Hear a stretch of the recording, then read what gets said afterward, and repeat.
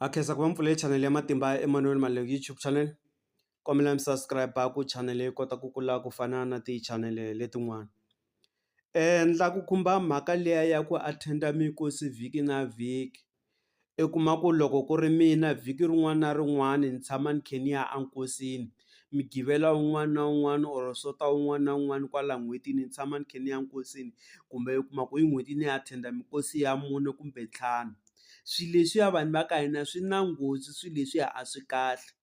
A hi nge ni yi paka so, a hi tekeni vanhu lava vo tirha ka ti-funeral undertaker or ka ti-funeral parlour or ti-driver ta le muxareni or lava va hi hlambiselaku vafi va hina, kumbe lava va hi decorate-telaka masirheni vo sesi wa hina, lavaya i ntirho wa vona because of what, hi leswi va hanyaka hi swona. I ntirho lowu Xikwembu xi nga va nyika ku vana va vona va ta kota ku dya, va ta kota ku nyuka ku fana na vana va van'wana, na vona va ta kota ku nyuka va xava timovha va aka tiyindlu. Lavaya a hi va vekeni sayitini.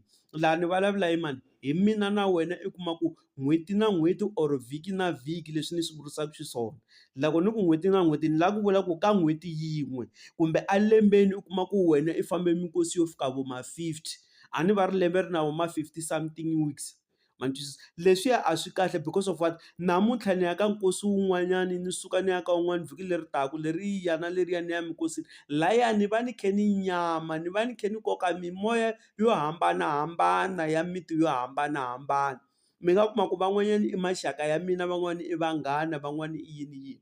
Lahaya a ni siveli vanhu ku famba mi ya lahlana, a hi lahlaneni tanihi vanhu hi sapotana. But xinyama lexi taku lahaya i kuma ku wena laha mutini luwa loko va sala va hlambisana, va xuvana, va endla swilo swo karhi hi tin'anga ta xintu ti va hlambisa or vafundhisi va va endlela swilo swo karhi, wena i va i nga ri kona. It means what, emirini wa wena i kuma ku i na mimoya yo hambanahambana ya vanhu, ivi i kuma ku a ku heteleleni ka siku swilo swa wena swa vutomi swi nga ha fambi kahle, ivi i famba i hembela va loyi, i hembela va lala. Kambe loko wo ya ka tin'anga ta xintu na vafundhisi vo karhi lava pfunaka, va ta ku byela va ku wena i na swinyama swa vafi emizimbeni ya wena. Ivi i ti vutisa ku ni na swinyama swa vafi njhani na, hi ku wena i tshama i ri kona ka mikosi yo hambanahambana vhiki na vhiki.